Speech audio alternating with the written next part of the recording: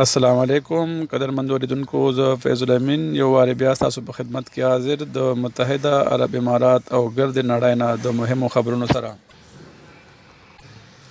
متحده عرب امارات په عامو وګړو د خوراک، څښاک او نورو توکو په شخصي طور خیرات کولو بندیز لګولی دی او وایي چې د واتس اپ او نورو انټرنیټي رسنو نه خلکو ته د امداد او خیرات غوښتل هم جرم ګرځوي او وایي چې د خیرات زکات چارې په ثبت کړې شوو مؤسسو له لارې پر مخ ځي. چارواکي وایي چې مؤسسو له لارې د خیرات چالان ته دوام ورکوي چې پر ښه نیت ورکړل شوي توکي اصلي حقدارو ته ورسوي او زیاتوي چې شخصي ټولنو ته ورکړل شوي توکي پر دکاندارانو د پلورلو راپورونه مخته راغلي او دا چې د دغو چارو پلټنه او تر حقدارو رسیدلو نتیجې ګډوډ وي.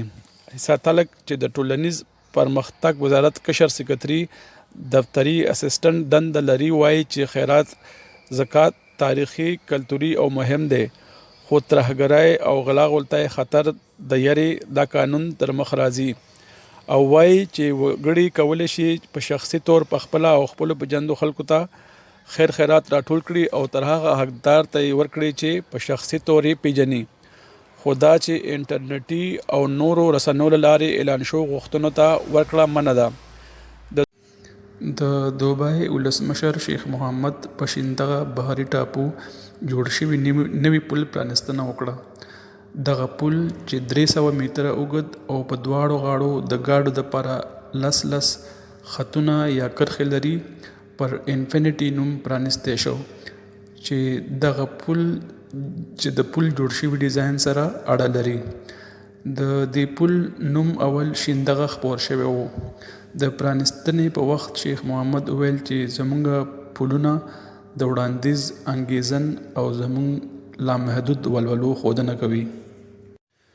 د دوبۍ ولسمشر شیخ محمد وایي چې محلي مجلسونه چې د عربي ټولنیز ژوند یو مهم او اړین حیثیت لري په هکله یو نوی قانون وړاندې کړی او وایي چې مجلسونه باید د ټولنیز ښېګړې او سوکالۍ دپاره وکارولی شي او وایي چې د مجلسونو د چارو په هکله یو کمیټې جوړوي چې پر روانو چارو نظر ساتي او نوې تګلارې به وړاندې کوي.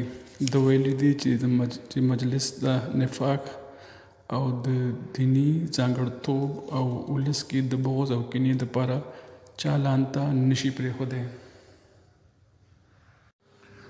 د کووډ 19 پیښو لړۍ په تیزۍ سره روانه ده او د ټولې نړۍ په شان پاکستان کې هم د کووډ پیښې په ډېرېدو دي چې د دغه هیواد صنعتي ښار کراچۍ کې د مثبتو پیښو شمیره په اغوستو شوو معاینو سره سم 28% ته رسیږي. د تېرې ورځ مجموعي شمیره 3000 نه بره ښایي. د استرالیا حکومت د ټینس نړیوال شمیره کې د ټولو نه اوچت لوبغاړي نوواک ډیجویک ویزا د کووډ واکسین د نه والو په سبب په دویم ځل کینسل کړې ده. نوموړی د تیر پیر په ورځ د هوایي اډې بندیخانې نه پس د محکمې د فیصلې نه خلاص شو چې د ده په حق کې فیصله وکړه. د امیګریشن وزیر الیکس هاک خپل دفتري اختیار وکاراوه چې نوواک ډیجویک ویزا کینسل کړي. ده وویل چې زه د خپلو اختیاراتو په حیثیت د ښاغلي ویزا کینسلوم چې د استرالیا ټولنیز ژوند ته په ګټه دی. دا فیصله که وکارولی شوه نو ښاغلی نوواک ډیجویک په استرالیا ته د 3 کالو دپاره د سفر کولو جوګه پاتې نشي. ډیجویک د استرالیا خلاص جام 9 ځله ګټلی دی. ښاغلی پرون سهار د لوبو دپاره د تمرین په حالت کې لیدلی شوی دی.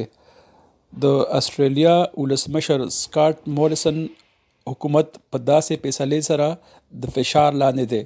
د استرالیا اخبارونو لیکلي چې د ښاغلي وکیلان د دغې فیصلې خلاف محکمې ته د تلو پلان جوړوي. استرالیا خارجه چارو وزیر وایي چې صرف واکسین شوي خلک کولی شي استرالیا ته داخل شي او وایي چې دغه تګلاره نه ده بدله شوې او دوی به دغه تګلاره او قانون ثبتوي.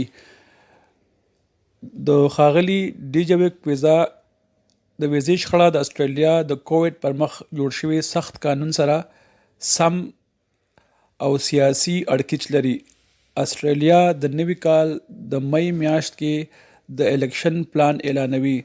د استرالیا حکومت مخالف ګوند لیبر پارټۍ مشره سېنیټره کرسټینا کینلی وایي چې د ښاغلي د ویزې شخړه د تیرو 2 میاشتو نه روانه ده او د ښاغلي الیکس هاک نه دا غوښتنه کوي چې د ښاغلي نوواک په استرالیا کې پاتې کېدو یا ستنېدو په هکله زر فیصله وکړي او زیاتوي چې د ولسمشر حکومت ناتوانه دی چې یوې کوچنۍ خبرې نه یې لویه ننداره جوړه کړې ده.